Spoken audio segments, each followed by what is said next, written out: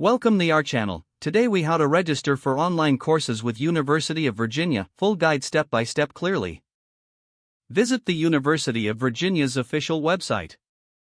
Look for the section dedicated to online courses or continuing education. Click on the link that leads to the online courses page. Browse through the list of available courses.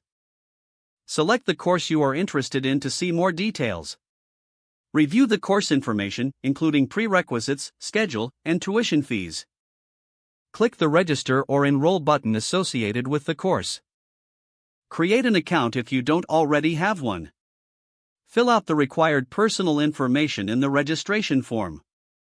Provide your payment details for the course fees. Review all your information for accuracy before submitting.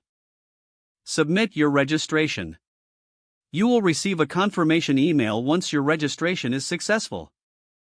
Log into your new account to access your course materials. Familiarize yourself with the online learning platform. Reach out to technical support if you encounter any issues during the registration process. If the page does not load, refresh the browser or try again in a private or incognito window.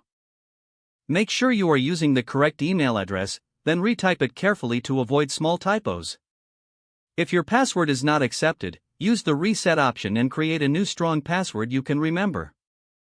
Check your spam folder for verification or security emails, then complete any requested confirmation steps.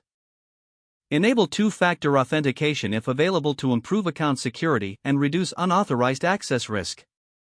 After signing in, review your profile details so your contact information and settings are accurate and current. If you see an error message, note it down and try again after restarting your device and internet connection. Log out when you finish, especially on shared devices, to keep your account and payment information secure. If the page does not load, refresh the browser or try again in a private or incognito window. Make sure you are using the correct email address, then retype it carefully to avoid small typos. If your password is not accepted, use the reset option and create a new strong password you can remember. Check your spam folder for verification or security emails, then complete any requested confirmation steps.